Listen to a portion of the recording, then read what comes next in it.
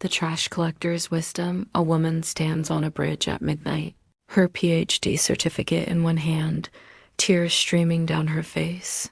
She is about to let it fall into the river below when a voice behind her says, "That paper won't solve your problem, ma'am." She turns. It's Marcus, a 67-year-old trash collector finishing his night shift. Dr. Elena Rodriguez has 3 degrees from Harvard, MIT, and Oxford. She's published in every major journal, won awards, built a career envied by millions. But tonight she received the call. Her teenage daughter attempted suicide. Left a note saying, "Mom knows everything about the world, but nothing about me." Elena's voice cracks as she faces this stranger in the darkness. I studied psychology, philosophy, neuroscience for 15 years. I've counseled hundreds of patients. I've written books on human behavior. How did I fail at the one thing that actually mattered? How did I not see my own daughter drowning? Marcus sets down his trash bag slowly, and something in his eyes makes her stop talking. "May I tell you something?" He asks quietly. 20 years ago, I was like you, Marcus begins, his voice steady and calm.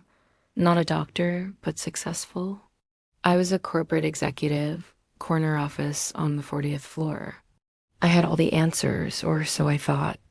I could tell you market trends, profit margins, strategic synergies. Elena looks skeptical. This man in worn gloves and a reflective vest, an executive? Then my son overdosed in our basement, Marcus continues, his eyes never leaving hers. He was 17. I was upstairs on a conference call about quarterly earnings. I was so busy climbing the ladder, I didn't see him falling off the edge of the world. I lost him that night. Lost everything after that.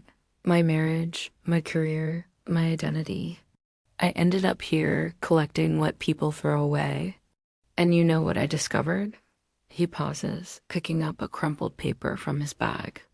I learned that people throw away what they don't value in the moment.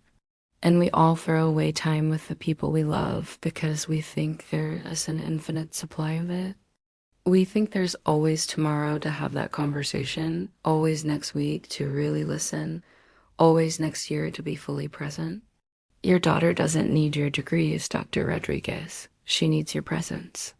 Not your knowledge, but your attention. Not your wisdom about the world, but your understanding of her world. Elena's hands start to tremble. Something about his words is cutting through all her intellectual defenses. Every single morning, Marcus continues, I collect trash from the richest neighborhoods in this city. Beautiful homes worth millions. Luxury cars in every driveway. Success on every doorstep.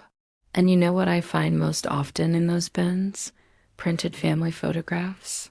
Thrown away, replaced by digital files that no one ever looks at. Birthday cards never opened. Children's drawings from school tossed out to make space for more important papers. He reaches into his pocket and pulls out a worn photograph, protected by a plastic sleeve. This is my son, Daniel. I carry him everywhere now. I found this picture in my own trash can 3 days after his funeral. My wife had thrown it away in her grief. I've kept it ever since. It's too late for me to give him my time. But Dr. Rodriguez, it's not too late for your daughter. Elena's voice breaks as she whispers, but I was trying to give her a better future. Everything I did, every hour I worked, every achievement, it was all supposed to build a better life for her. How is that wrong? Tears are flowing freely now, her carefully constructed world crumbling. Marcus steps closer, his voice gentle but firm. You built her a museum, but she needed a home. You gave her a blueprint for success, but she needed a map to your heart. Tell me something, doctor. When was the last time you sat with her and did nothing? Not helping with homework, not driving her to activities, not planning her future. Just that doc being together. Elena opens her mouth, then closes it. She can't remember. Marcus nods, understanding in his weathered face. I collect trash at the university too. Every semester, I watch students like your daughter Brilliant kids drowning in pressure. You know what I see in their trash cans? Anxiety medication bottles, goodbye letters written but not sent. And you know what I never see? Evidence that someone just listened to them. The night wind picks up and Elena pulls her coat tighter. So what do I do now? How do I fix 15 years of mistakes? How do I become the mother she needed when I've been so focused on becoming the professional everyone expected? Her voice is desperate, raw, stripped of all pretense. Marcus smiles for the first time, and it transforms his entire face. You start by going to that hospital right now.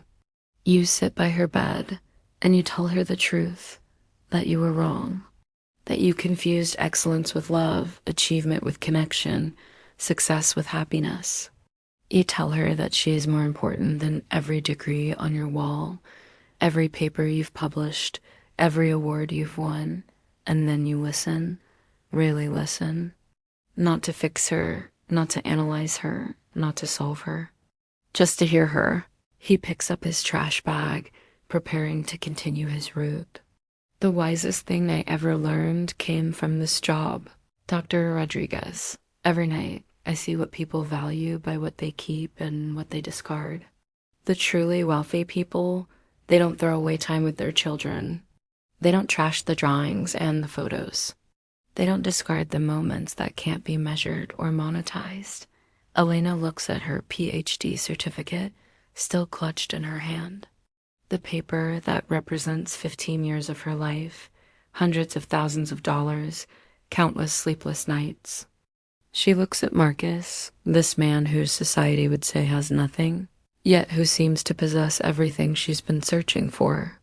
I spent $300,000 on my education, she says softly, and the most important lesson I've ever learned came from a man I met on a bridge at midnight. Marcus adjusts his gloves, ready to move on.